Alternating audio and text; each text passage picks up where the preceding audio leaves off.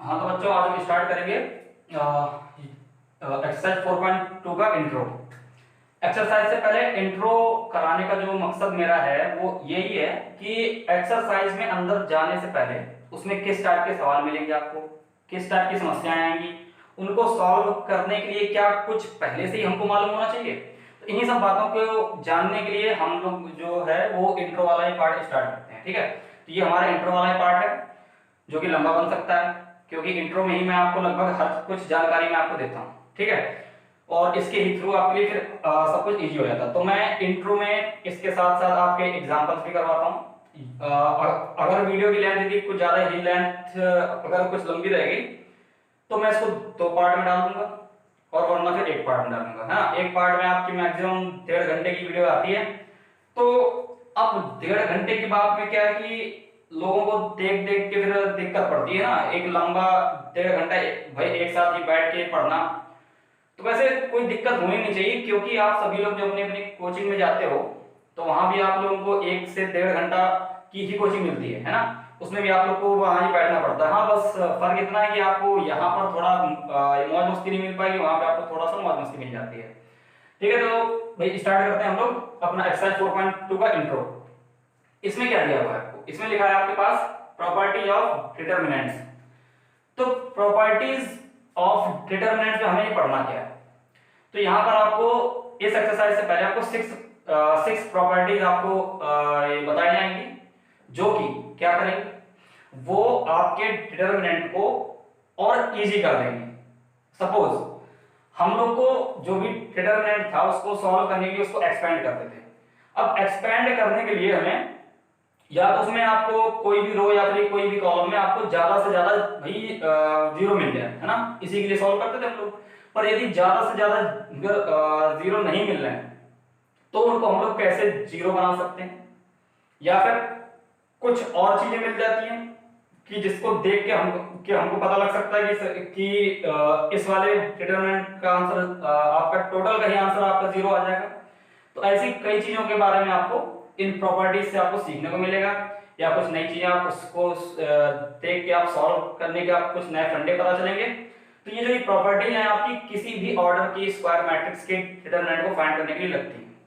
लेकिन अब हम लोग रेस्ट्रिक्टेड है यहाँ पर इमेजिन 3 ऑर्डर के लिए, तो हम लोग यहाँ पर 3 ऑर्डर के स्क्वायर मैट्रिक्स के डिटरमिनेंट को फाइंड करने के लिए कुछ प्रॉपर्टीज हैं उनको देखेंगे। तो आपको यहाँ पर प्रॉपर्टी भी लिखवाऊंगा, उसका प्रूफ भी बताऊंगा, उससे साथ का जो आपके एग्जांपल ही दिया हुआ है आपकी एनसीईआरटी बुक में उस एग्जांपल को भी सॉल्व कराऊंगा, और कोशिश करूंगा कि आपकी सारी समस्याएं उस चीज से जो भी संबंधित रिलेटेड जो भी समस्याएं हैं सारी सारी आपकी सॉर्ट आउट मैं कर सकूं।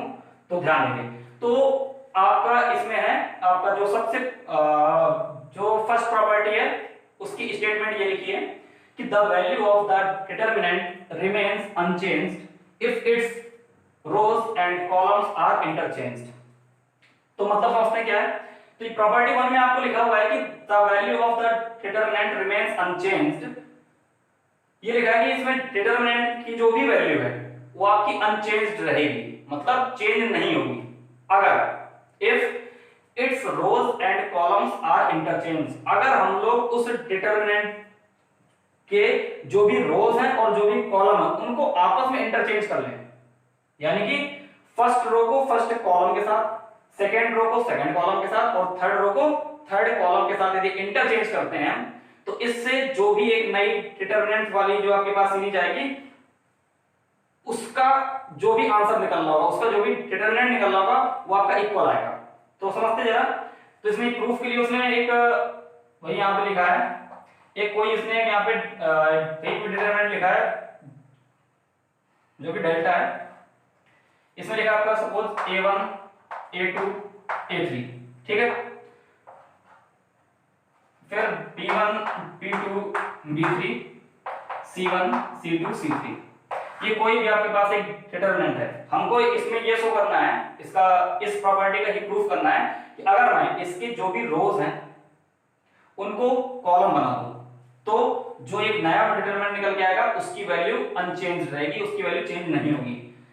तो सिंपली मैं इस पे सबसे पहले तो मैं इस प्रॉपर्टी का जो सॉल्यूशन निकलने वाला वो तो पता ही आपको, यानी कि जो भी आप इसको चेंज करोगे उसके बाद आपका आंसर सेम ही रहेगा।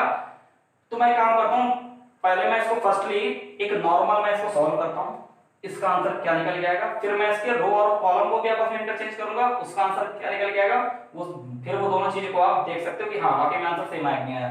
इसके कहने का मतलब यही है कि अगर एक आपकी मैट्रिक्स ये है, तो अगर मैं एक और भी मैट्रिक्स लूं, यानी कि उसका नाम मैं रखता हूं डेल्टा 1, ठीक है, एक दूसरी मैट्रिक्स है जो कि इसके ही ट्रांसपोज से बनी हुई है, यानी कि मैट्रिक्स में था ना आपका ट्रांसपोज, ट्रांसपोज में क्या करते थे हम लोग कि रोज को कॉलम, कॉलम को रोज में कन्वर्ट कर देते थे, तो वो आपका वही मैट्रिक्स में था, तो समझ लो कि वही आपकी कोई भी मैट्रिक्स थी एक, और उसका एक वो ट्रांसपोज मैट्रिक्स थी, और उन दोनों का हम लोग डिटरमिनेंट निकालना है, तो वो दोनों सेम आएंगे। तो देखिए इसमें सपोज ये कोई आपके पास वो डिटरमिनेंट है, अब हमने क्या किया, इस स्टेटमेंट के हिसाब से जो ये प्रॉपर्टी है, इसने बोला कि रो को भी कॉलम में चेंज कर दो और कॉलम को रो में चेंज कर दो, तो हमने क्या किया, हमने इस चीज का इस साइड में जो लिखना है वो देखना, जो आपकी फर्स्ट रो है उसे फर्स्ट, जो फर्स्ट रो है ना इसे मैं फर्स्ट कॉलम बना देता हूं, A1 P1 C1, ठीक है।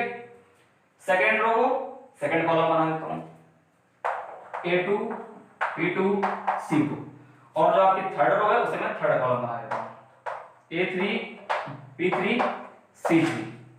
तो इसने यही कहा है कि अगर मैं किसी भी डिटरमिनेंट्स के रो और कॉलम को आपस में इंटरचेंज कर दूं तो भी उन दोनों के डिटरमिनेंट की वैल्यू सेम रहेगी, यानी कि डेल्टा की जो वैल्यू है वो डेल्टा 1 के ही बराबर आएगी। इसके प्रूफ के लिए मैं इनके एक्सपेंशन भी करके दिखाऊंगा आपको, उससे आपको ये पता लग जाएगा कि हाँ ये बात सही है या नहीं है, फिर उसका इसका एक एग्जांपल देखते हैं, ठीक है। तो यहां देखते हैं अगर, तो मैं इसको कोई भी वही रो या फिर कॉलम के अकॉर्डिंग मैं इसको एक्सपेंड करता हूं, जो कि हम लोग ने अभी 4.1 में सीखा था। तो मैं लिखता हूं यहां पे एक्सपेंडिंग अलोंग, अब मैं इसको रो 1 के अलोंग ही एक्सपेंड करूंगा, ठीक है। तो रो 1 के अलोंग यदि एक्सपेंड मैं करूंगा तो क्या बनेगा, तो ध्यान रखें साइन बनेंगे इनके, पहले तो साइन क्या होगा प्लस माइनस प्लस, ठीक है। तो यहां पे माइनस आएगा, ये प्लस प्लस रहेंगे, तो मैंने लिखा इसको A1 यदि ब्रैकेट में इसको हाइड करना, ठीक है, इनका मल्टीप्लाई P2 C3 माइनस इसका मल्टीप्लाई C2 B3, फिर माइनस का B1, फिर यहां ब्रैकेट के अंदर क्या आएगा, इसको और इसको हाइड करोगे तो A2 C3 minus A3 C2 या फिर C2 A3 जो भी लिखना चाहो, ठीक है। फिर इसी के साथ ही आपका ये प्लस रहेगा और इस C1 को लिखते हैं, तो क्या बनेगा, C1 के साथ मैंने इसको ऐड किया A2 B3 minus A3 P2 या फिर P2 A3 जो लिखना चाहो, भाई आपके सामने आ गया, ठीक है। अब ध्यान देना जरा, ये वो वैल्यू है जो इसके एक्सपेंशन से आई हुई है। अब प्रॉपर्टी के हिसाब से इसने बोला कि अगर मैं रो और कॉलम को आपस में इंटरचेंज कर लूं, अच्छा एक बात को और ध्यान रखना, कोई एक सिंगल रो को ही आपको नहीं चेंज करना, यानी कि आप ये मत सोचना कि इस कॉलम को और इस रो को, सॉरी इस कॉलम को और इस रो को, है ना, इसे हम लोग रो पढ़ते हैं, इसे कॉलम पढ़ते हैं, ठीक है। तो अगर मैं इस रो को इस कॉलम के साथ इंटरचेंज कर दूं, यानी कि only first row first column को आपस में इंटरचेंज कर दूं, तो क्या ये चीज सेम है, नहीं। इसने ये बोला है कि अगर रोज और कॉलम्स यानी कि जो भी आपकी जितनी रो हैं उन सभी को उन कॉलम से ही रिप्लेस करता हूं, मतलब रिप्लेस मतलब इंटरचेंज करता हूं, तो ही आंसर सेम आएगा। हम ये नहीं कर सकते कि आप सोचो कि इसको यहां और इसको यहां कर दें तो आंसर आपका फिर भी सेम आएगा, नहीं, वो आपका अलग आएगा। वो मैंने खुद ही सॉल्व भी करके ही देखा था साइड में, पर वो सेम नहीं आया था, ठीक है। तो यानी कि ये बात कंफर्म है, यानी कि हमको तीनों रो तीनों कॉलम के साथ इंटरचेंज करनी पड़ेगी, जैसा कि मैंने ये कर दिया था। इसको देखते हैं इसका आंसर क्या आएगा। अब इसे भी मैं एक्सपेंड करता हूं, और मैं अपनी सुविधा के लिए इसको रो 1 के अलोंग में नहीं करूंगा, मैं इसको कॉलम 1 के अलोंग ही एक्सपेंड करना चाहूंगा, क्योंकि कॉलम 1 के अलोंग एक्सपेंड करने में ये आंसर को पाने में थोड़ा सा आसानी हो जाएगी मुझे, है ना, वरना फिर उसको फिर अंदर इसके फिर ये ब्रैकेट ओपन करो, फिर उसके जैसा सेम करो, फिर ये मैचिंग करो, उसमें दिक्कत ना हो। इसके लिए मैं इसको कोई कॉलम 1 के अलोंग एक्सपेंड करता हूं, ठीक है। तो कॉलम 1 के अलोंग एक्सपेंड करने पे क्या होगा, देखो साइन क्या होंगे, प्लस माइनस प्लस, ठीक है। तो सबसे पहले मैंने लिखा यहाँ पर A1, A1 लूंगा तो ये भाई ये हाइट होगा आपका, ठीक है, ये बनेगा B2C3 माइनस C2B3, फिर ये माइनस लगेगा इसके लिए, माइनस का B1, और फिर ये ब्रैकेट में ये और ये हाइट होगा, ठीक है, ये और ये हाइट होगा, तो क्या बनेगा, ये चीज का मल्टीप्लाई यानी कि A2C3 माइनस C2A3, फिर ये प्लस लगा हो गया, फिर यहाँ पे C1 लेता हूं, C1 के साथ क्या होगा, ये और ये हाइट होगा, तो A2B3 माइनस B2A3। तो जरा अब इन दोनों को हम लोग मैच करते हैं कि क्या ये और ये दोनों इक्वल हैं। अगर ये इक्वल हुए तो हम ये कह सकते हैं कि अगर हम लोग किसी भी डिटरमिनेंट का, है ना, यदि भाई रोज और कॉलम्स को सभी के सभी, ध्यान रखना कोई एक नहीं, सभी को आपस में इंटरचेंज करते हैं, तो उससे जो रिजल्टेंट आपका जो भी आपका रिजल्टेंट डिटरमिनेंट आता है उसका भी आंसर आपका इक्वल ही आता है, ठीक है, सेम आता है, मतलब वो चेंज नहीं होता, ठीक है। हाँ तो भाई ध्यान दें, देखो A1 B2C3 C2B3 माइनस का B1 A2C3 C2A3 C1 आपका प्लस का A2B3 और B2A3, बिल्कुल सही, दोनों साइड का आपका इक्वल आ गया, ठीक है, ये दोनों साइड का आपका इक्वल ही आ गया, है ना। तो इससे आपको ये पता लग गया कि डेल्टा इज इक्वल टू आया आपका डेल्टा 1 के, जो कि दो अलग अलग ही मैट्रिक्स आपको दिख रही थी, बट दोनों के आंसर सेम है, और यही आपकी प्रॉपर्टी 1 है, जो कि उसने कहा कि अगर हम लोग उसके रोज और कॉलम को इंटरचेंज कर दें तो उससे आंसर में कोई फर्क नहीं पड़ता। अगर आप इसको नोट करना चाहें तो आप नोट कर लें, आप वीडियो को आप रोक के, ठीक है।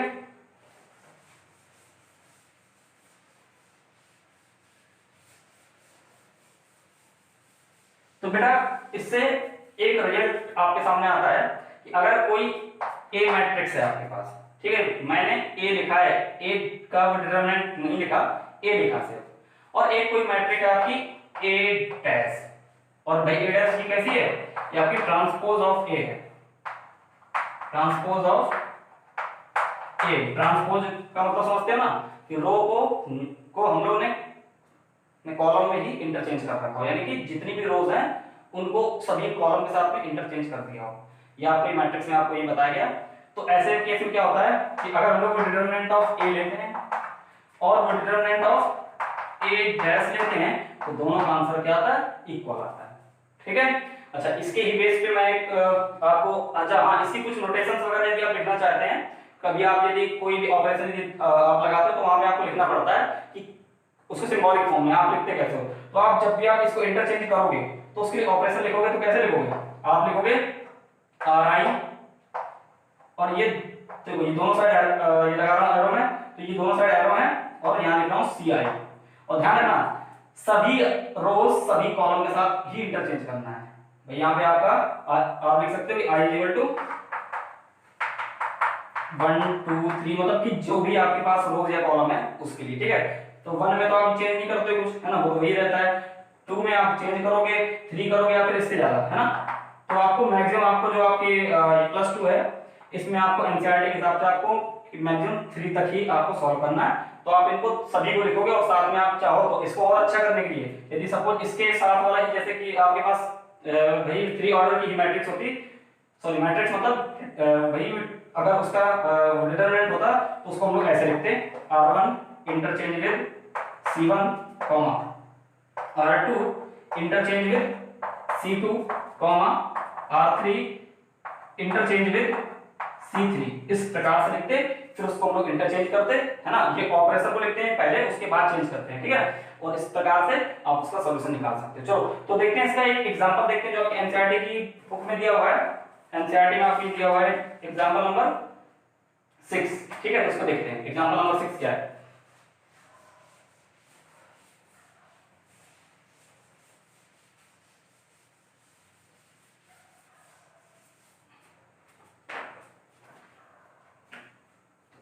तो एग्जांपल 6 में लिखा है verify property 1 for delta equal to 2 6 1 -3 0 5 5 4 -7 ये दिया हुआ आपको, और ये बोल रहा है कि इस डिटरमिनेंट को आपको सॉल्व करना है। और कैसे भाई, यूजिंग प्रॉपर्टी 1, और आपको इसको सॉल्व भी करना है, साथ साथ इसका आपको वेरीफाई भी करना है। इसको मतलब वेरीफाई भी करना है। वेरीफाई मतलब कि जो प्रॉपर्टी आपकी फर्स्ट है वो इस पे अप्लाई होने के साथ वो आपको इसमें रिजल्ट आपको सही दे रही है कि नहीं दे रही है। यानी कि जो आपने प्रॉपर्टी में आपने जो भी रिजल्ट देखा था कि अगर हम इसके कॉलम और यदि रोज को यदि इंटरचेंज करते हैं तो क्या आंसर सेम आता है, तो वो चीज आपको यहाँ पर आपको भाई ट्रू है या नहीं है आपको एग्जांपल में दिखाना है। तो देखते हैं। तो सबसे पहले सॉल्यूशन के लिए हम लोग सबसे पहले एक नॉर्मल लेते हैं ना, इसकी डेल्टा भी ले लेते हैं और इसको एक्सपेंड करते हैं। फिर इसके बाद इसको हम लोग ट्रांसपोज करेंगे और फिर उसके बाद उसको भी एक्सपेंड करेंगे, ठीक है। और फिर देखेंगे क्या कि क्या इन दोनों के आंसर सेम आ रहे हैं। यदि सेम आ रहा है तो हाँ, यानी अपनी प्रॉपर्टी 1 जो है आपकी वेरीफाई हो चुकी है। तो यहाँ पे लिखेंगे सिंपली एक्सपेंडिंग अराउंड सब ये मैक्सिमम 0 के लिए मैं इसको ही ले लेता हूँ, ठीक है। रो 2 के अराउंड मैं इसको एक्सपेंड कर रहा हूँ, ठीक है। तो यहाँ पे क्या बनेगा, ये एलिमेंट लेने होंगे, तो ये आपका होगा क्या, माइनस ये प्लस ये माइनस। साइन ये कैसे लेते हैं आपको मैंने स्टार्टिंग में ही 4.1 में ही बता दिया कि साइन हम लोग कैसे लेते हैं। ये जो डायगोनल नंबर होते हैं उसमें पॉजिटिव लगाते हैं, और जो भी मतलब कि आपके जो डायगोनल नंबर होते हैं उसमें हम लोग ये प्लस साइन लगाते हैं। इसके अलावा जो 4 नंबर होते हैं इनमें हम लोग माइनस साइन अलग से लेते हैं, ठीक है। तो देखते हैं, इसको मैं एक्सपेंड कर रहा हूँ तो आपका आएगा -6। अब 6 को लिया तो मैंने इसको और इसको ऐड किया तो क्या बचा, ये और ये, तो इसका मल्टीप्लाई करेंगे तो ये प्लस का हो जाएगा 21, फिर एक माइनस का साइन लगाएंगे, फिर इनका मल्टीप्लाई करेंगे होगा 25। नाउ ये प्लस 0, तो ये 0 का तो पता है आपको, सब कुछ 0 ही हो जाना, तो मैं इसको नहीं लिख रहा, ठीक है। अब मैं लिखूंगा इसमें -4, तो -4 लिखने से ये और ये हाइड होगा, तो 5 2 जा 10 माइनस साइन और 3 में जा 3 और माइनस का 3 आएगा तो ये प्लस का 3 कर देगा। ये हो जाएगा आपका -6 और ये हो जाएगा आपका -4, ठीक है। ये दोनों का मल्टीप्लाई होगा, फिर -4 मल्टीप्लाई 13, तो ये हो जाएगा -5 प्लस 6 4 जा 24 और माइनस का 52। तो इसको माइनस आप करेंगे तो 24 2 जा 48 और 4 यानी कि 28, ठीक है। और साइन आएगा माइनस का, तो आपका आंसर क्या है, माइनस का 28। जब हमने इसको नॉर्मली सॉल्व किया। अब हम लोग ने क्या करना है, अब हमने इसको ट्रांसपोज करना है। ट्रांसपोज वर्ड आपका वही मैट्रिक्स के लिए यूज करते थे, पर मैं आपको यहाँ पे थोड़ा सा बताने के लिए कि भाई मैट्रिक्स में क्या करते थे और वैसे ही इसमें आपने ट्रांसपोज का है, तो इसलिए मैं आपको बार बार ट्रांसपोज बोल रहा हूँ। तो आपको यहाँ पे क्या करना है, आपको इसकी रोज और कॉलम को इंटरचेंज करना है ना। तो आप लिख सकते हो फिर से इसे क्वेश्चन को आपने लिखा तो ये था 2 6 1 -3 0 5 5 4 -7, ठीक है। अब मैं इसमें चाहूँ तो मैं इसको स्टेटमेंट लिख सकता हूँ। अच्छा हाँ भाई, एक बात और ध्यान रखना, इसमें आपकी 6 प्रॉपर्टीज है, आपको ये प्रॉपर्टीज के नंबर से नहीं याद रखना है इसको कि प्रॉपर्टी 1 यूजिंग प्रॉपर्टी 1 2 3 ऐसे नहीं, आपको उसकी थोड़ी सी स्टेटमेंट को लिख के आना, क्योंकि आपको एग्जाम से भाई एग्जाम से पहले क्या आपको ये नॉर्मल लाइफ में भी आपको प्रॉपर्टीज के नंबर अगर याद रखोगे तो कितनी सारी प्रॉपर्टीज के नंबर कहाँ लगेंगे आप भूल जाओगे। आपको सिर्फ वो मेथड देखना है कि जो आपको इसमें लग रहा है ना, बस उसकी छोटी सी स्टेटमेंट लिख देना। हाँ तो मैं यहाँ क्या कर रहा हूँ, मैं यहाँ पर देख सकता हूँ कि इंटरचेंजिंग रोज एंड कॉलम्स, ठीक है, कॉलम्स। मैं यहाँ पे क्या मैंने लिख दिया कि इंटरचेंजिंग रोज एंड कॉलम्स, ठीक है। या फिर आप इस तरह लिख सकते थे कि इंटरचेंजिंग रोज विद कॉलम, ठीक है, वो भी सही था, इंटरचेंजिंग रोज विद कॉलम। तो देखते हैं क्या बनेगा। और हाँ और फिर ये तो होगी स्टेटमेंट आपकी, और इसको हम लोग सिंबॉलिक फॉर्म में भी ले सकते हैं। अब क्या ये 3 ऑर्डर की है तो मैं इसको लिख सकता हूँ row 1 interchange with column 1, row 2 interchange with column 2 और रो 3 इंटरचेंज विद कॉलम 3, ऐसे भी लिख सकता हूं। तो उसके बाद क्या बनेगा, ये आपकी एक नई डिटरमिनेंट ही आएगा आपका, उसको मैंने लिख दिया डेल्टा 1, ठीक है, जो कि इस प्रकार से था। ये कॉलम है, ये रोज है, तो मैंने सबसे पहले इस रो को उठा के कॉलम बना दिया है ना। इंटरचेंज करने का मतलब क्या है कि मैं उसको रो को मैं कॉलम में कन्वर्ट कर रहा हूं, ठीक है। तो 2 - 3 5। अब सेकंड रो को सेकंड कॉलम बना लेता हूं, 6 0 4। एक चीज और ध्यान रखना कि जो जिस ऑर्डर में उसी ऑर्डर में, यानी कि थर्ड रो को थर्ड कॉलम ही बनाना है, थर्ड रो को फर्स्ट कॉलम नहीं बना देना, ठीक है ना। इस चीज का बहुत ध्यान रखना। फर्स्ट मतलब सॉरी 1 5 और -7 भाई आ गया। फिर क्या करें, इसको एक्सपेंड करके देखते हैं कि क्या इसका रियल भी -28 ही आ रहा है कि नहीं आ रहा। तो उसके लिए हमने क्या किया, अपनी सुविधा के लिए मैं फिर से इसमें इसके अलाउंग ही एक्सपेंड कर देता हूं कि ताकि आपको 0 मिल सके, या फिर चलो छोड़ो मैं इसके अलाउंग कर देता हूं यहां पे थ्रू, ठीक है। तो इसके लिए पहले मैं इसके साइन लिख लिए। साइन क्या होंगे, ये माइनस, ये प्लस, ये माइनस। तो ध्यान से देखना, यहां लिख रहा हूं मैं। ये होगा आपको -3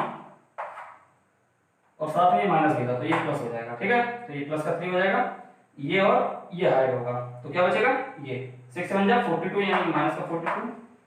फिर आपको माइनस साइन लगाना, 4 1 जा 4, ठीक। इसके लिए तो आपको पता है कि ये 0, तो उसको लिखने से कोई फायदा नहीं, सब कुछ 0 हो जाना। इसको लिखते हैं -5 और ये ब्रैकेट में क्या आएगा, ये और ये हाइड होगा, तो 4 2 जा 8 माइनस और 6 8 जा 30,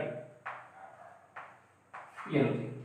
तो ये बन गया आपका माइनस माइनस का ये प्लस हो जाएगा, तो 3 × 46 और साइन माइनस का, ठीक है, -5 मल्टीप्लाई और ये हो जाएगा आपका 8 जाएगा, तो माइनस का 22, ठीक है। ठीक है, बनेगा 3 6 जा 18 की 8 करेगा 1, 3 4 जा 12 1 13 माइनस का 138 और माइनस का नहीं, ये माइनस का हो जाएगा प्लस, और 5 2 8 10 0 करेगा 1, 5 2 8 10 1 11 110। तो जब आप इसको सॉल्व करोगे तो माइनस प्लस का माइनस करके आपका आ जाएगा -28, क्योंकि ये बड़ा है ना। तो देखो ध्यान से देखो, इसका भी आया था आपका -28, इसका भी आपका -28 आया, यानी आप लिख सकते हो कि delta is equal to delta 1, hence property 1 verified, ठीक है। ये आपको हो गया, ठीक है। इसको पॉज करके आप नोट कर सकते हैं।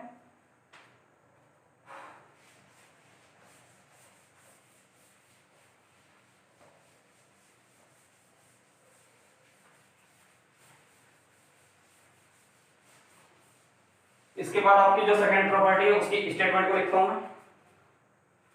प्रॉपर्टी 2, ठीक है, इसमें लिखता हूं मैं, if any two rows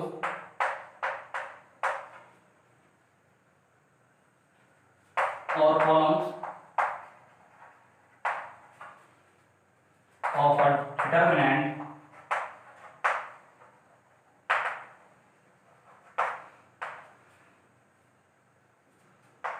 are interchanged,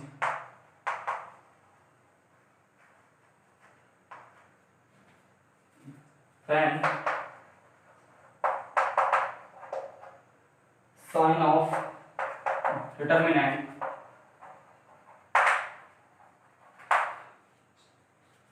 changes,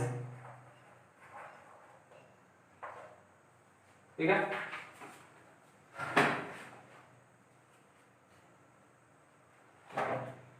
तो इसकी स्टेटमेंट आपके पास लिखी हुई है, इफ एनी टू रोज और कॉलम, यानी कि रोज को अलग बोला गया है, कॉलम को अलग बोला गया है, लेकिन अगर आप रो की बात करो तो आप रोज की बात करो, यदि कॉलम की बात करो तो आप कॉलम की बात करो। बोला if any two rows of a determinant are interchange, यानी अगर हम लोग किसी भी एक डिटरमिनेंट की रोज को आपस में चेंज करें, कितनी रोज को, 2 रोज को, यानी कि सिर्फ रोज को। अब हमने इसके पहले में क्या पढ़ा था कि रोज और कॉलम को सभी के सभी को आपने आपस में इंटरचेंज किया, तो यहाँ पर हम लोग सिर्फ 2 रोज को भाई आपस में इंटरचेंज करना है, या तो भाई 2 रोज ले लो या फिर 2 कॉलम ले लो। जब रो लोगे तो रो के साथ में कॉलम नहीं लोगे, कॉलम लोगे तो रो नहीं लोगे, ठीक है। तो ऐसा करने पर क्या होता है, then sign of determinant changes, यानी कि डिटरमिनेंट जो ओरिजिनल था, है ना भाई, एक तो था स्टार्टिंग का, फिर आपने उसमें कुछ चेंज किया, तो स्टार्टिंग वाले से नए वाले में जो भी चेंज आएगा वो क्या चेंज आएगा, सिर्फ साइन का, यानी अगर वो वाले का आंसर यदि पॉजिटिव आना था तो इसका नेगेटिव आ जाएगा, उसका आंसर यदि नेगेटिव आना था तो इसका पॉजिटिव आ जाएगा, यानी साइन चेंज हो जाएगा। तो समझते हैं इसको किस प्रकार से। तो यहाँ पर एक प्रूफ के लिए एक हम लोग यहाँ पर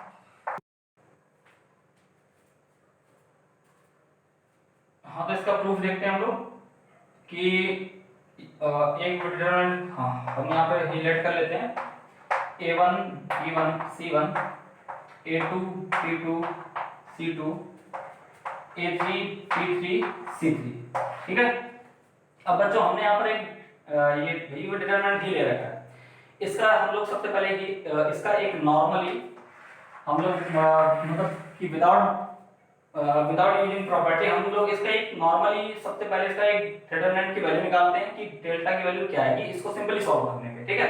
सिंपली सॉल्व करने का मतलब जो हमने अब तक एक्सरसाइज 4.1 तक सीखा था कि एक्सपेंड करके कि नॉर्मली एक्सपेंड करके, तो मैंने इसको क्या किया, मैं इसको एक्सपेंड कर देता हूं, एक्सपेंडिंग अलोंग।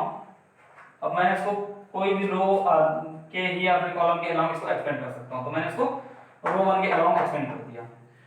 तो रो 1 के अलोंग अब मैं यहां लिख देता हूं, क्या बनेगा, ये बनेगा आपका रो 1 आपकी ये है, इसके जो भी एलिमेंट है इसका साइन आएगा ये प्लस, ये माइनस, ये प्लस, ठीक है। तो पहले मैंने a1 लिखा, तो a1 लिखने के बाद मैंने इसको और इसको हाइड किया, ठीक है। तो ये बनेगा b2 c3, ठीक है ना, ये ध्यान से समझ में आ रहा है ना, ये पहले हमने किया 4.1 में, इस वाली रो के एलिमेंट को ले रहे हैं, इसको जब लेते हैं तो एक वर्टिकली और एक हॉरिजॉन्टली ये लाइन जो इसकी इसको हाइड करते हैं, इनका मल्टीप्लाई माइनस इसका मल्टीप्लाई, ये पता ही आपको, इस तरह से कर रहा है, माइनस का c2 p3, फिर आपका माइनस का a2 आएगा, फिर यहां लिखेंगे हम लोग इसको और इसको हाइड करके p1 c3 minus c1 p3, फिर उसके बाद हमने यहाँ पे लिखा ये प्लस का a3, भाई इसी के साथ में ये कोई अलग से नहीं है, इसके साथ ही यहाँ ये प्लस है पर जगह नहीं होने की वजह से मैंने यहाँ लिख दिया, तो ये प्लस का a3, ये और ये हाइड होगा, तो ये p1 c2 और माइनस का c1 p2, ठीक है। तो ये आपका इसको नॉर्मली एक्सटेंशन करने से ही आएगा, मैं इसको अलग ही रखने की कोशिश करता हूँ ताकि हम इससे अपने आंसर को मैच कर सकें, ठीक है। तो अब क्या है कि हमने अब इस वाली में इस प्रॉपर्टी का यूज ही किया, जो कि प्रॉपर्टी ने हमको ये कहा था कि हम इसकी कोई भी दो रो या फिर दो कॉलम, दोनों को एक साथ नहीं करना, कोई भी, या फिर आप रो को ले लो आपस में इंटरचेंज कर लो या फिर कॉलम को इंटरचेंज कर लो, ठीक है।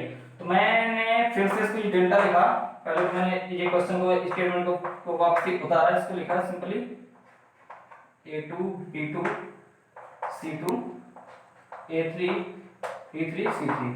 तो अब मैं इसमें जो भी प्रॉपर्टी का यूज करने वाला हूं उसकी स्टेटमेंट को लिख देता हूं। मैंने इसमें लिखा कि इंटरचेंज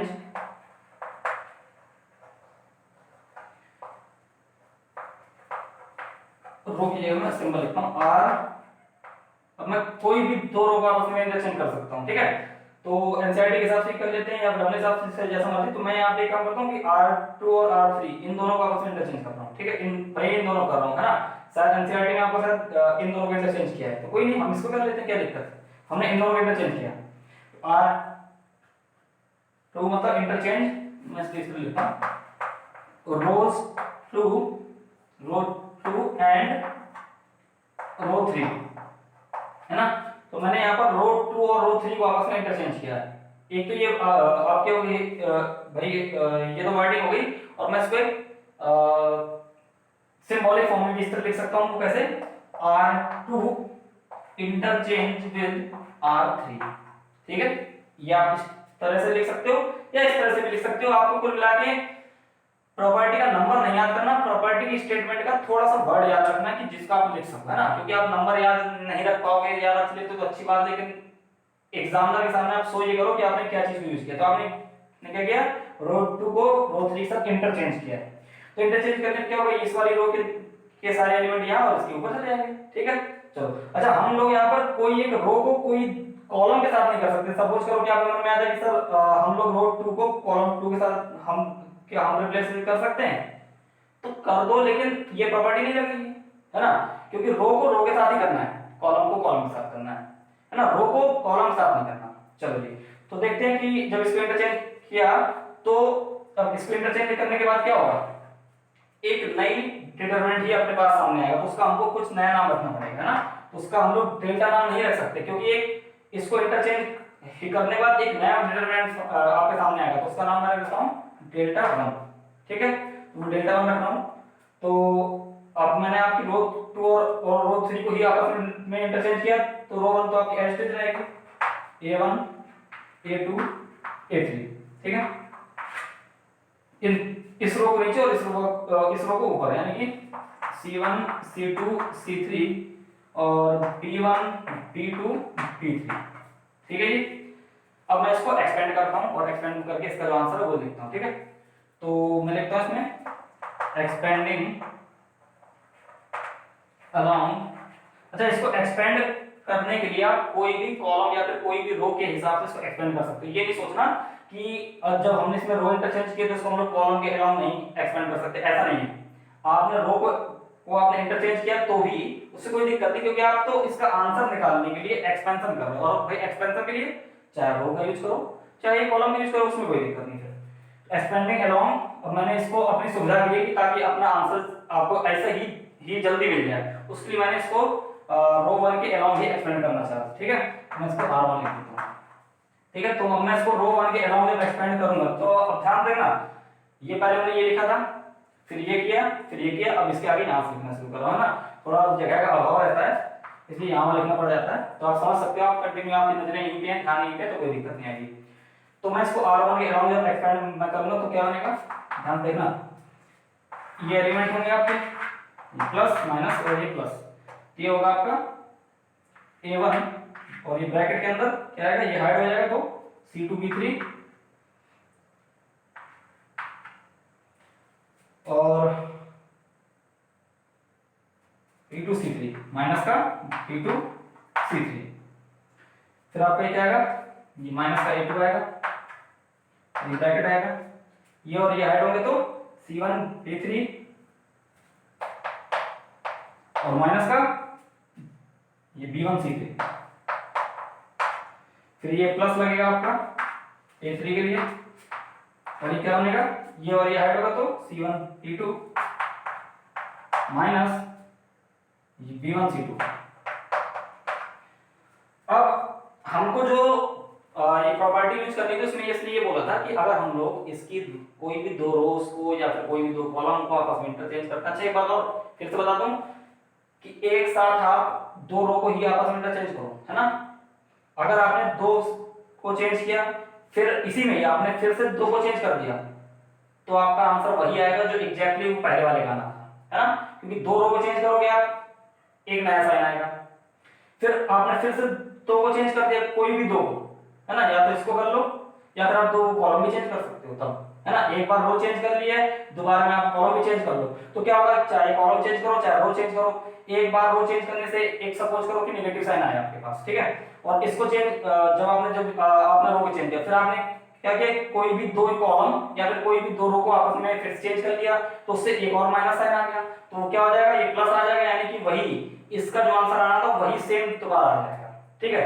तो चलो वो अलग बात है। अभी हम लोग यहाँ पर अपने इस आंसर को मैच करके देखते हैं कि क्या इसके साथ मैच हो रहा है, और यदि हो रहा है तो किस फॉर्मेट में हो रहा है। जैसा कि उसने इस प्रॉपर्टी में कहा था कि अगर आप लोग कोई भी दो रो या फिर कोई भी दो कॉलम को इंटरचेंज करते हो तो उसका जो डिटरमिनेंट है उसका सिर्फ साइन चेंज होगा, उसकी न्यूमेरिकल वैल्यू यानी मैग्नीट्यूड सेम रहेगा, सिर्फ साइन चेंज होगा। तो देखते हैं जरा, तो इन दोनों को जरा मैच करो। तो ये क्या है, B2C3 है, B2C3 है, C2B3 है, C2B3 है, A1 यानी सब कुछ सेम है बट साइन का फर्क है, यहाँ पे ये नेगेटिव है, ये पॉजिटिव है, ये पॉजिटिव है, ये नेगेटिव। तो हम क्या करेंगे, इसके जैसा बनाने के लिए हमने इसमें से ये माइनस को कॉमन ले लिया। सिमिलरली यहाँ भी यही प्रॉब्लम है और यहाँ भी यही प्रॉब्लम है, तो हम यहाँ से भी एक माइनस को कॉमन ले लेते हैं और यहाँ से भी हम लोग माइनस को कॉमन ले लेते हैं। तो यहाँ से जब ये माइनस आएगा बाहर तो ये हो जाएगा माइनस का a1 और ये ब्रैकेट में क्या हो जाएगा, ये नेगेटिव हो जाएगा, ये पॉजिटिव, तो इसको आगे लिख लेता हूँ b2c3 माइनस c2b3। फिर यहाँ से आएगा ये माइनस से बाहर तो ये प्लस का a2 और ये ब्रैकेट में ये पॉजिटिव हो जाएगा, तो यानी कि b1c3 माइनस ये आपका नेगेटिव c1b3 और ये माइनस निकल जाएगा तो माइनस का a3 होगा और ये आपका पॉजिटिव होगा तो ये b1c2 और माइनस का c1b2 ये हो जाएगा। ठीक है, फिर इससे जब हमने फिर से इसको मैच किया तो हमने ये पाया कि सब कुछ तो सेम है, बट अब ये वाले साइन अलग आ गए। ठीक है, तो हम वापस फिर से इसमें से फिर से माइनस को हम कॉमन ले लेते हैं। ठीक है, तो इस पूरे में से ये भी माइनस यहाँ से और यहाँ से भी माइनस जाएगा और यहाँ से भी माइनस आएगा बाहर, तो माइनस को कॉमन ले लें तो क्या बचा अपने पास, तो अपने पास ये बचा a1 और ब्रैकेट में क्योंकि तो ये नेगेटिव था, ये जो माइनस गया तो ये पॉजिटिव बचा और ये सेम रहा अपना। ठीक है, तो ये b2c3 माइनस c2b3 यहाँ से क्या है तो इसमें से गया है ना, अंदर से फिर नहीं ले रहे हम, यहाँ से ले रहे हैं क्योंकि यहाँ से अंदर से लेने के बाद ही यहाँ पे आके हम फिर वापस ले रहे हैं उसको। तो माइनस का a2 और ब्रैकेट में b1c3 माइनस c1 और ये b3। ठीक है, सिमिलरली यहाँ पर ये क्या बचा, ये बचा आपका ये प्लस का a3 और ब्रैकेट में b1c2 माइनस c1b2। तो ध्यान से देखिए जरा, ये जो चीज है ये वाली है ना,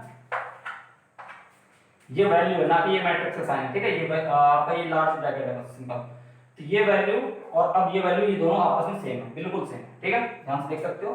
तो बस फर्क इस चीज का है कि ये वैल्यू में और इस वैल्यू के इस वाली में आगे एक माइनस लगा हुआ है।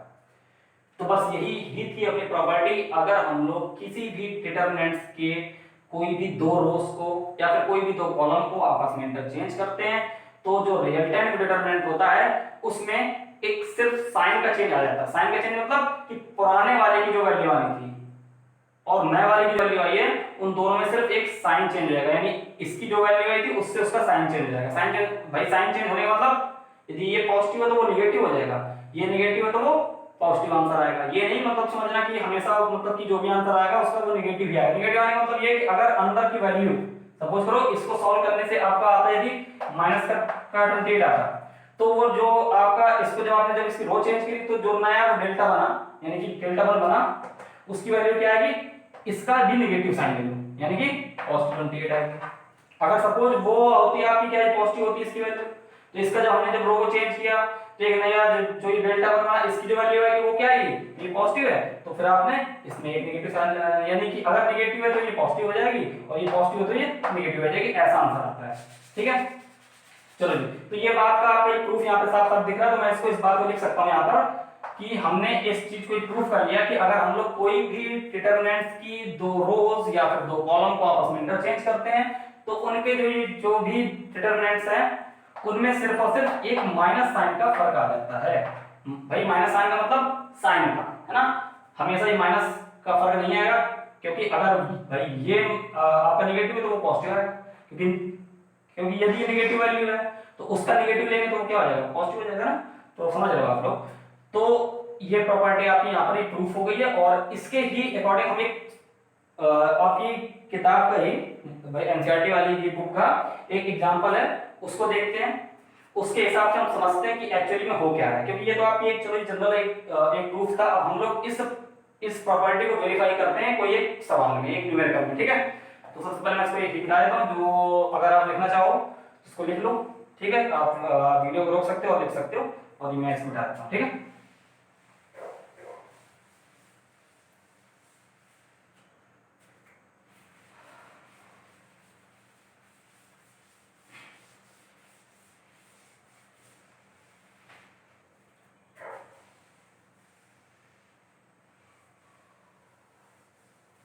चल एक बात और मैं इसमें आपको बताना चाहूंगा कि ये रिलेशन है क्या एक्चुअली। देखो जरा ध्यान से, ये माइनस का डेल्टा 1 लिखा, ठीक है, एक्चुअली में मेरे को लिखना क्या चाहिए था, मेरे को इस रिजल्ट के हिसाब से लिखना चाहिए था, क्योंकि यहाँ पर आया था ना ये माइनस ऑफ इसका डिटरमिनेंट, यानी सपोज इसका जो भी था डिटरमिनेंट यदि वो डेल्टा था तो इस वाले में जो आया वो आया क्या माइनस का डेल्टा, है ना। तो लिखना चाहिए था मेरे को वहां पर ये लिखना चाहिए था कि डेल्टा वन जो भी आपका आया वो क्या आया, वही नेगेटिव ऑफ डेल्टा आया, यानी कि डेल्टा की जो वैल्यू आई थी उसका नेगेटिव करने से डेल्टा वन की वैल्यू आ रही है, यानी कि delta one equal to minus of delta. भाई यही था यार, वही बात है, इन दोनों के साइन आपस में तो ये चेंज ही है, ये आपका साइन समझो, सिर्फ ये माइनस और प्लस नहीं समझो, आप ये समझो अगर भाई ये मैंने ये लिखा है तो भी वही बात है, क्यों इस साइन को यहाँ जाऊं तो माइनस का delta one equal to delta.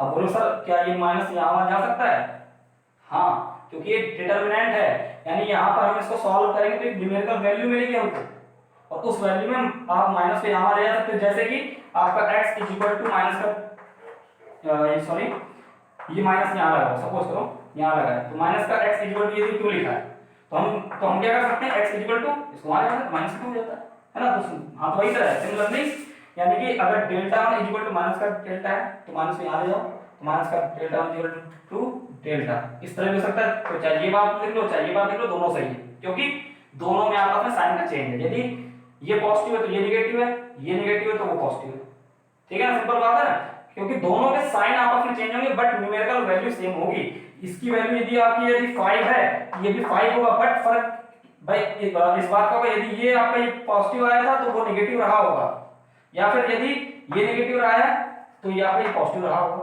तो वही बात है, ठीक है, यानी हम इस बात को इस तरीके से भी समझ सकते हैं कि डेल्टा जो है आपका जो भी था, अगर हम लोग इसकी कोई भी दो रो या फिर कोई दो कॉलम को चेंज करते हैं तो जो एक नया डिटरमिनेंट आता है वो दोनों आपस में इक्वल होते हैं, वो दोनों आपस में इक्वल होते हैं, लेकिन एक शर्त के साथ, वही वो शर्त क्या है कि जो आपका नया वाला आया है वो एक्चुअल वाले के साथ में बस सिर्फ एक नए साइन को लेके आएगा, यानी कि इस नए वाले में जो कि पुराने से ही बना उसकी आपस में हमने जब उसमें कुछ भाई ऑपरेशंस लगाए तब एक नया चीज बना है, तो जो ये पुराने वाले की जो वैल्यू थी और जो नए वाले की वैल्यू उनके बीच में इक्वलिटी तो है, बट एक सिर्फ साइन और लगाना पड़ेगा, यानी इक्वलिटी ऐसी नहीं है कि आप सिंपल इक्वल कर दो, यानी कि दोनों सेम इक्वल नहीं होंगे, जब आप इसमें माइनस लगा दोगे यानी कि उसकी वैल्यू में जब आप एक और माइनस का मल्टीप्लाई करोगे तो जो आंसर आएगा उसके साथ ही बराबर होगा, चाहे इसमें आप माइनस मल्टीप्लाई कर लो चाहे इसमें कर लो, पर जनरली हम लोग इस साइड ही रख के देखेंगे, क्यों, क्योंकि हम लोग सॉल्व यदि इसको कर रहे हैं, है ना, सपोज चलो मैं एक एग्जांपल लेता हूं फिर और अच्छे से आपको समझाऊंगा,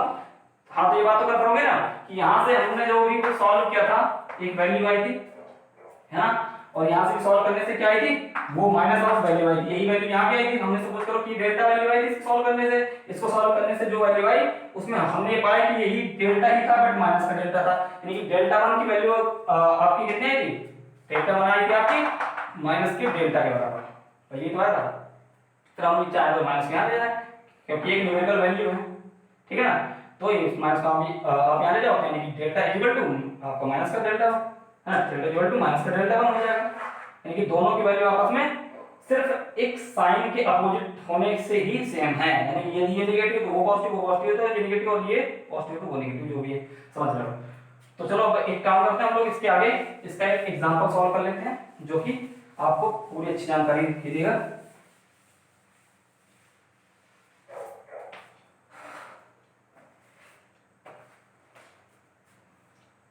तो यहाँ पे एग्जांपल नंबर 7 लिखा हुआ है, तो 7 से पहले मैं एक काम करता हूँ स्टेटमेंट को भी साफ कर देता हूँ, ठीक है, ताकि थोड़ा और स्पेस मिल जाएगा आपको क्या मुझे ही मिल जाएगा।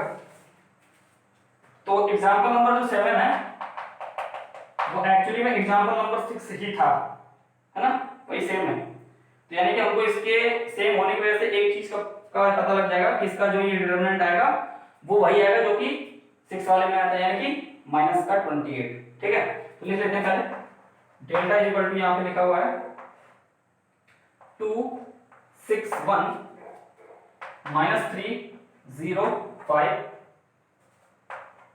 और 5 4 7 जो कि माइनस का है, ये था, ठीक है, यही आपका 7 में था 6 में था। इसमें लिखा है कि वेरीफाई प्रॉपर्टी 2, वेरीफाई प्रॉपर्टी 2। भाई अभी वो आप किताब के हिसाब से चल रहे हो, इसलिए वो खुद बोल रहा है कि प्रॉपर्टी 2 को वेरीफाई करो फॉर दिस, है ना। एग्जाम में आपको कोई प्रॉपर्टी का स्टेटमेंट थोड़ा सा लिखना पड़ेगा कि क्या कर रहे हो आप लोग, ठीक है। जैसे कि हम लिख सकते हैं कि इंटरचेंजिंग रो 2 एंड रो 3 या जो भी, और आप इसको सिंबॉलिक फॉर्म में ऐसे R1 और दोनों साइड एरो करके आप 3 के साथ भी कर सकते हैं, ऐसे जो भी मर्जी। तो हमें इसमें उस प्रॉपर्टी को ही प्रूव करना है जो कि आपकी प्रॉपर्टी 2 थी, अभी भी हम लोगों ने पढ़ी है। इसका आंसर हमने निकाला था एग्जांपल 6 में, इसका आंसर कितना आया था -28, ठीक है। अब हम लोग इस पे प्रॉपर्टी नंबर 2 अप्लाई करते हैं और देखते हैं कि क्या प्रॉपर्टी नंबर 2 अप्लाई करने से जो हमारा रिक्वायर्ड जो भी रिजल्ट है वो क्या होना चाहिए था। उसने बोला था कि अगर हम लोग कोई भी दो रो या फिर कोई भी दो कॉलम को आपस में इंटरचेंज करते हैं तो जो भी नया जो भी इसका जो एक नई वैल्यू आने वाली है उसके रो या कॉलम को चेंज करने से, इंटरचेंज करने से जो नया डिटरमिनेंट निकलने वाला है उसमें क्या फर्क आएगा, उसमें साइन का फर्क आ जाएगा। यानी अगर इसकी वैल्यू नेगेटिव है तो वो क्या आएगा आपका पॉजिटिव आएगा। तो देखते हैं कि क्या आता है। तो हमने ये लिखा इसी में, ये तो आपका एक बार का आंसर हो गया है ना, कि आपने पहले इसकी वैल्यू निकाल देखी, ये आ गई। दोबारा आपने फिर इसमें क्या किया भाई, वो ऑपरेशन लगाया आपने, तो ऑपरेशन क्या लगाया हमने लिखा इसमें कि रो 1 को इंटरचेंज हम कर देते हैं रो 2 से कर देते हैं, चलो ठीक है। रो 1 और रो 2 को हमने आपस में इंटरचेंज कर दिया। इस तरह से लिख सकते हो, स्टेटमेंट के रूप में लिख सकते हो, ठीक है। तो लिख सकते हो आप, मैं तो लिख देता हूं, है ना। हाँ तो आपके सामने ऑप्शन है, या तो ये लिखना या तो वो, है ना। एग्जाम में दोनों चीज मत लिखना, इंटरचेंजिंग रो 1 एंड रो 2, ठीक है। चलो जी, तो मैं इसको रो और 1 और 2 को आपस में इंटरचेंज करता हूं तो क्या बनेगा। तो अब एक बात सुनो, जब मैं इसको चेंज करूंगा तो एक नया डिटरमिनेंट आपको दिखेगा, भले ही वो सेम हो कैसा भी हो, बट आपके सामने उसका रूट तो अलग ही होगा ना। जो कि ये नंबर आपके अलग ही दिखेंगे तो आप उसको एक नया ही डिटरमिनेंट मान लो, लास्ट में चेक कर लेंगे उसका आंसर सेम आ रहा है क्या आ रहा है, वो तो आपस में उसके साथ में आपस में रिलेशन बन जाएगा, क्या दिक्कत है। हमने यहाँ पे डेल्टा 1 की वैल्यू निकाली तो वो आपके रो को चेंज करने से आएगी, है ना। इस रो को यहाँ और इस वाली रो को यहाँ, सारे एलिमेंट ये तीनों के तीनों वहां और तीनों तीनों यहाँ। और ध्यान रखना करेस्पॉन्डिंग होते हैं, यानी कि ये फर्स्ट एलिमेंट फर्स्ट वाले के साथ ही इंटरचेंज करना है, इसको इसके साथ इसको इसके साथ, है ना, आपस में नहीं चेंज कर देना कोई दूसरा। 6 0 4 2 -3 5 और ये लास्ट वाली तो सेम रहेगी 1 5 और -7। चलो जी, फिर मैं क्या करता हूँ, इसको एक्सपेंशन करता हूँ और इसका आंसर निकालता हूँ। भाई एक्सपेंशन करने के लिए जरूरी नहीं है कि मैं इसको रो के अलाउंग ही एक्सपेंड करूँ। अरे भाई जो भी आपने ऑपरेशन लगाया वो आपने भले ही रो का लगाया है, कॉलम के अलाउंग भी एक्सपेंड कर सकता हूँ। चलो मैं चेक करके भी दिखा देता हूँ आपको। मैं यहाँ पे कॉलम 2 के अलाउंग इसको एक्सपेंड कर रहा हूँ, ठीक है। ये 0 मिल रहा मुझे तो मैं लिखता हूँ एक्सपेंडिंग अलाउंग C2, ठीक है। कॉलम 2 के अलाउंग मैं इसको एक्सपेंड कर रहा हूँ तो क्या बनेगा भाई, कॉलम 2 ये साइन क्या होगा माइनस प्लस माइनस, तो आपका ये 0 इसको हटा देता हूँ, इसको नहीं लिख रहा, इसको लिखता हूँ। तो ये आपका ये प्लस आगे लगेगा और ये माइनस का 3 तो था ही था, तो ये माइनस का 3 ही रहेगा। ये और ये हाइड होंगे, है ना, इस वाले एलिमेंट के हिसाब से ये और ये हाइड होंगे, तो ये आपका आएगा 6 7 42 यानी माइनस का 42 और 4 1 4 माइनस 3 लगेगा पहले, फिर उसका 4 आएगा। तो इसकी बारी आएगी तो ये माइनस का 5 लगेगा क्योंकि माइनस साइन आएगा और ये पॉजिटिव 5 था, कोई बात नहीं। इसको और इसको हाइड करेंगे तो 6 5 30 माइनस साइन और 4 2 8, ठीक है। ये थोड़ा कमजोर सा दिख रहा था। तो माइनस का 3 मल्टीप्लाई ये क्या हो जाएगा माइनस का 4 2 6 यानी 46, ठीक है। माइनस का 5 और मल्टीप्लाई 30 माइनस का 8 मतलब 22। तो ध्यान से देखें माइनस माइनस का ये प्लस हो जाएगा, 3 6 18 की 8 करेंगे 1 3 4 12 1 30 माइनस, अच्छा ये प्लस का आएगा, ठीक है। और ये क्या आया 22 5 110। ध्यान से देखा, इसको माइनस करके तो कितना आ गया 28, जो कि पॉजिटिव आया भैया, देखो ध्यान से, ये पॉजिटिव 28 है और ये नेगेटिव 28 है। तो इन दोनों को देखकर हमें वो वाली जो ये प्रॉपर्टी 2 थी उसका एहसास हो चुका है ना। हमको यहाँ पे पता लग गया कि जो डेल्टा है और जो ये डेल्टा 1 ये दोनों के बीच में क्या रिलेशन है। तो आप ये बोल सकते हो कि डेल्टा 1 की जो वैल्यू आई है वो कितनी आई है, अब 28 आई है, यानी आप किसी को आप क्या लिख सकते हो कि ये जो ये 28 है ये क्या है, तो माइनस के 28 है यदि माइनस ले लिया जाए, है ना, यानी कि डेल्टा की वैल्यू कितनी थी ये, अगर इस डेल्टा की वैल्यू को माइनस ले लें तो क्या हो जाएगा, ये पॉजिटिव हो जाएगा, यानी मैं देख सकता हूं कि डेल्टा 1 जो आया है वो क्या आया है, तो वो डेल्टा का माइनस ले लें तो वो ये आया है ना, ये आपका ये डेल्टा था इसका माइनस ले लें तो आपका ये प्लस हो जाएगा, इसका भी माइनस ले लें यानी माइनस मल्टीप्लाई कर दो तो ये प्लस हो जाएगा, और वही तो है अपना कि डेल्टा 1 की जो वैल्यू आई है वो डेल्टा के नेगेटिव के बराबर आई है ना, ठीक है। तो बस ये बात आपको यही प्रूव करनी थी कि अगर हम लोग कोई भी दो रो या फिर कोई भी दो कॉलम को आपस में इंटरचेंज करते हैं तो उससे डिटरमिनेंट की वैल्यू में सिर्फ साइन चेंज होता है, तो साइन चेंज ही हुआ है, आप देख लो ये कि ये पहले वाले में जो साइन था आपका दूसरे वाले का साइन चेंज हुआ है ना भाई, ये मत सोचना कि नेगेटिव आंसर आएगा, उसका नेगेटिव नहीं है, जो इसका आंसर है उसका साइन चेंज कर दो बस, देखो वही है। अच्छा, इसमें आपको एक छोटी सी आपको मैं गहरी सी बात बताना चाहूंगा, थोड़ा समझना, आप यदि लिखना चाहो तो आप इसको लिख सकते हो आप लोग के, चलो उसका मैं समझाता हूँ एक छोटी बात आपको, क्या समझाता हूँ, वो बात ये है कि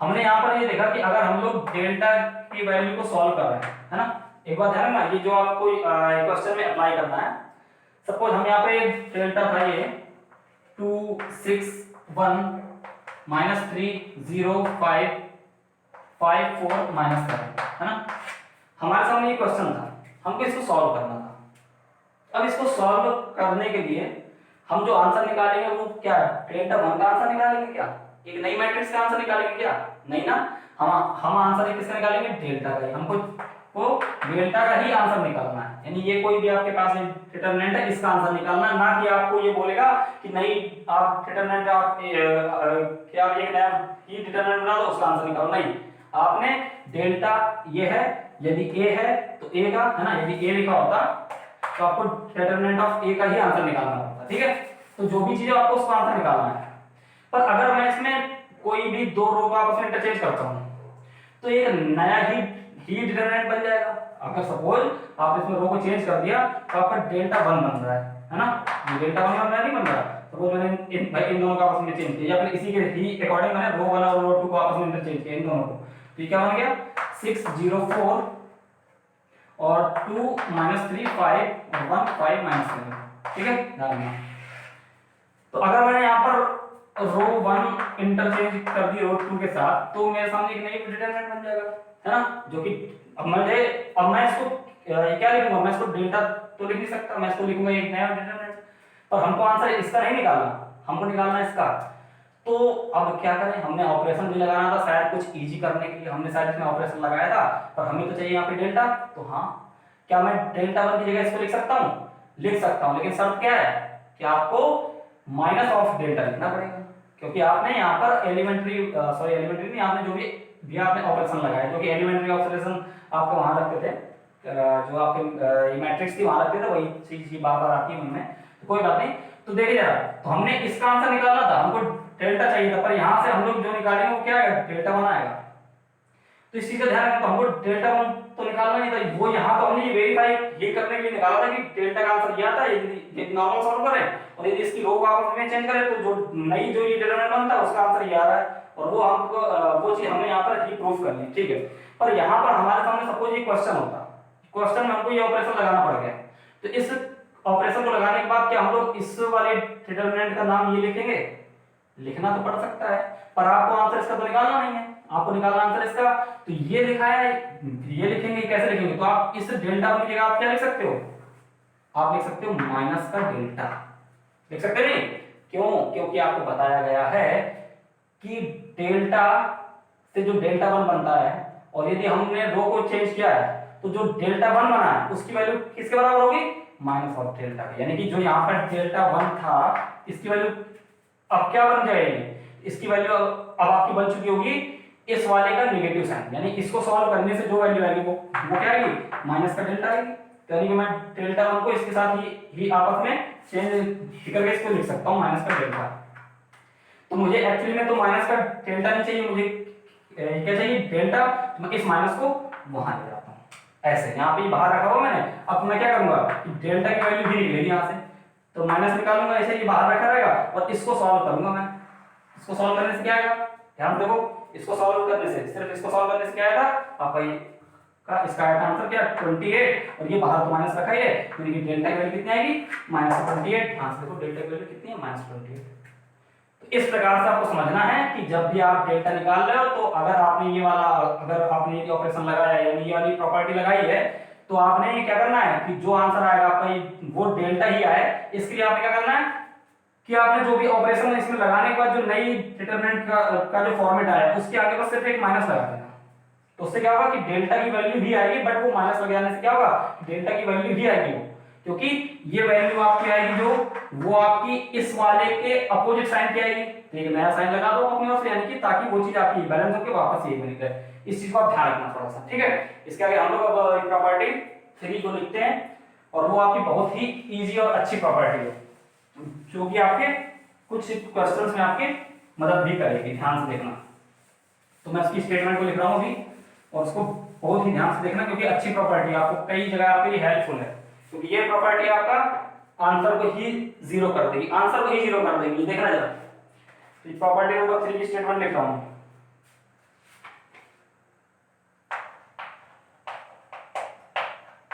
प्रॉपर्टी 3, इसमें क्या लिखा है, इसमें लिखा है इफ एनी टू रोज और column of a determinant are identical, identical मतलब सेम होता है ना, आइडेंटिकल, इसमें लिखा भी है ब्रैकेट में elements are same, elements are same, then the value of determinant is 0। ठीक है जी, ध्यान से देखेंगे।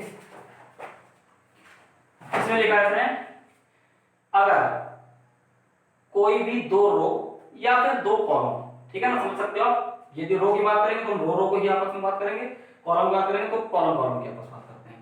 तो अगर 2 रो किसी भी एक डिटरमिनेंट की सेम, मतलब सेम का मतलब उसके सभी के सभी करस्पॉन्डिंग एलिमेंट इक्वल हो, मतलब सेम हो, मतलब कि करस्पॉन्डिंग का मतलब क्या है कि यहाँ पर 3 है तो यहाँ भी 3 ही हो, ये नहीं कि 3 यहाँ तो ये 3 यहाँ हो, 4 यहाँ है तो 4 यहाँ हो, तो यहाँ पे 0 0, तो ये सेम नहीं है, क्योंकि एलिमेंट आपका ये करस्पॉन्डिंग नहीं है। देखो नंबर सेम है, देखो 3 3 4 4 0 0 ऐसा है। तो एक्चुअली में यहाँ पे एक और भी होगी ना आपके पास, मतलब कि 3 की होती है, तो आप कोई एक ऊपर के रो को छोड़ रहा हूं, मैं यहाँ की बात कर रहा हूँ।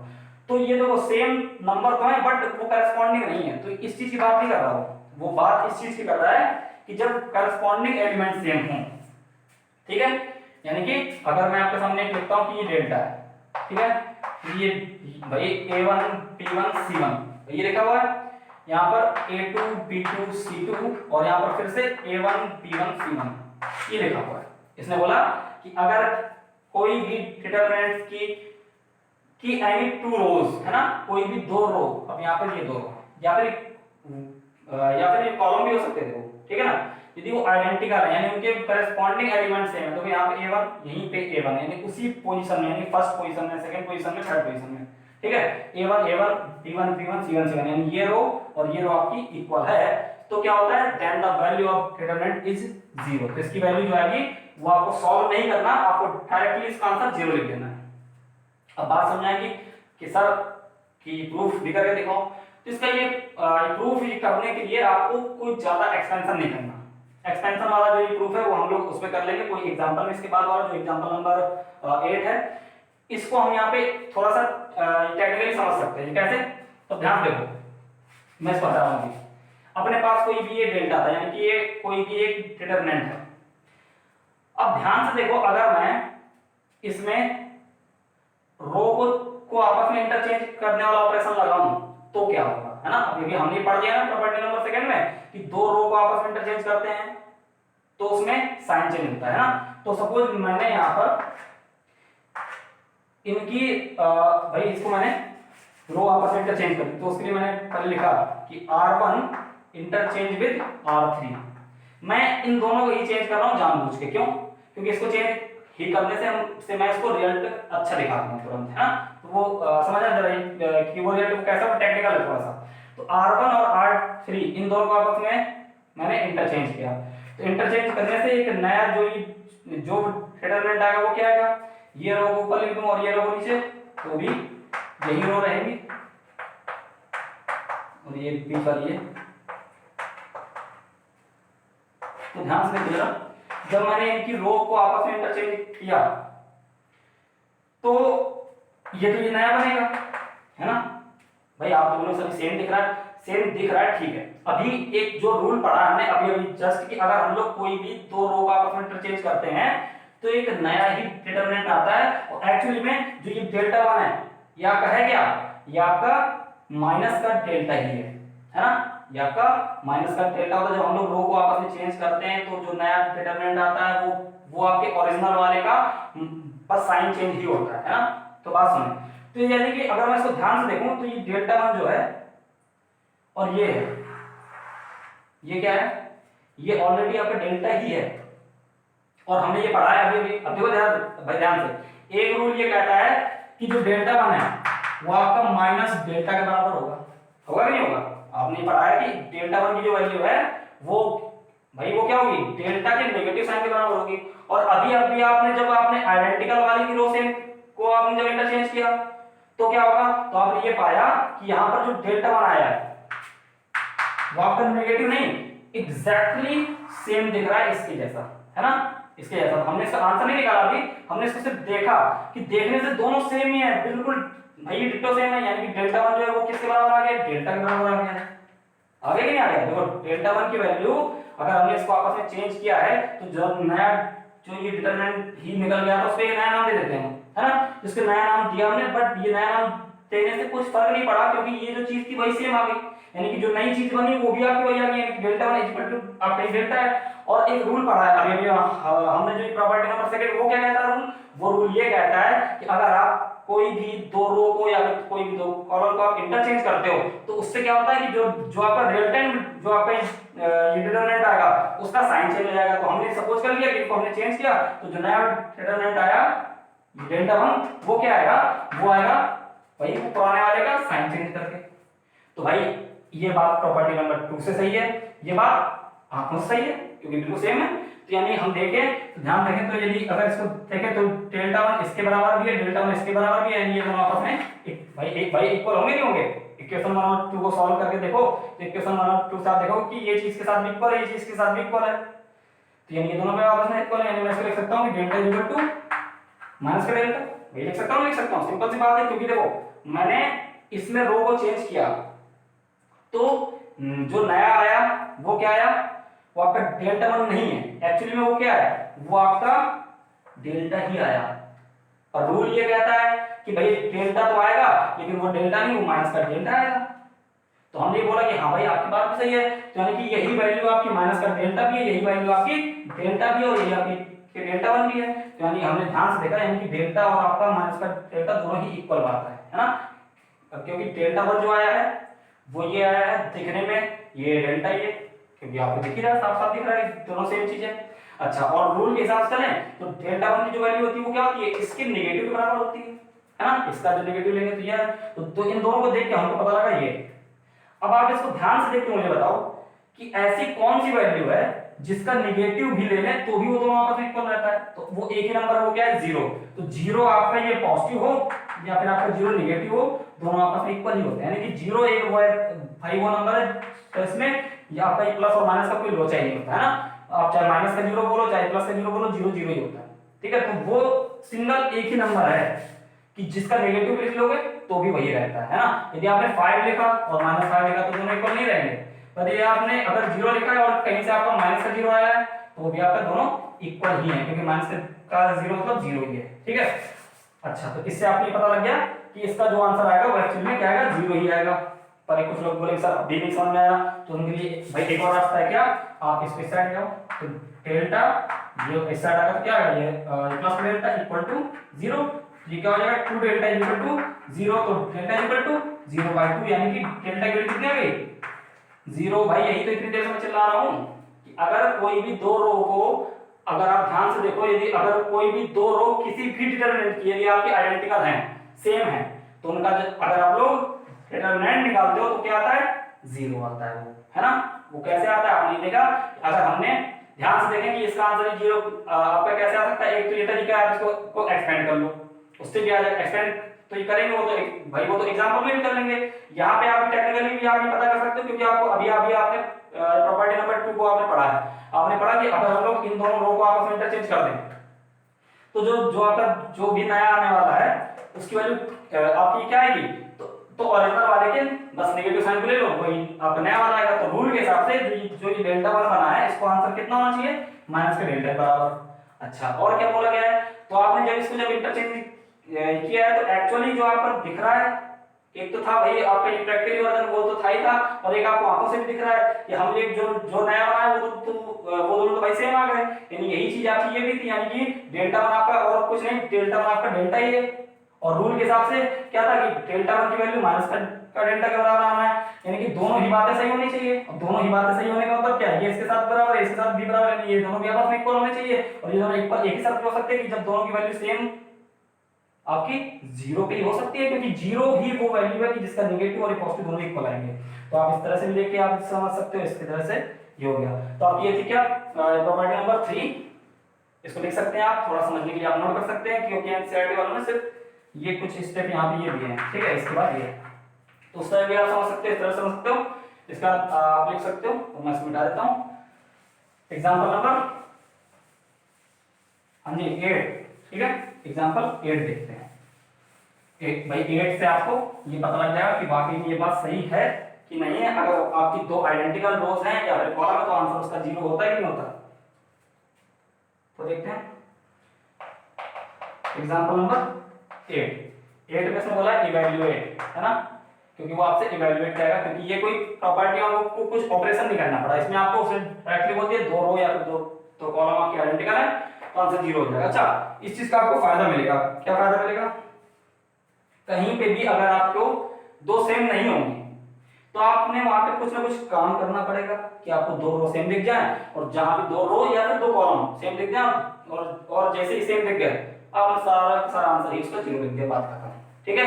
यूजिंग प्रॉपर्टी नंबर 3 नहीं लिखना, लिखना कि टू रोज आर आइडेंटिकल या फिर two rows are sorry two columns are identical, so कि डिटरमिनेंट इज इक्वल टू 0, इस तरह से, ठीक है। तो इवैल्यूएट क्या करना है आपको, डेल्टा इक्वल टू 3 2 3 2 2 2 2 2 2 और यहाँ पर 3 3 3 ये दिया हुआ आपको बेटा एग्जांपल नंबर 8, इसको आपको इवैल्यूएट करना है। तो इवैल्यूएट में ही आएगा आपके साथ ये, है ना।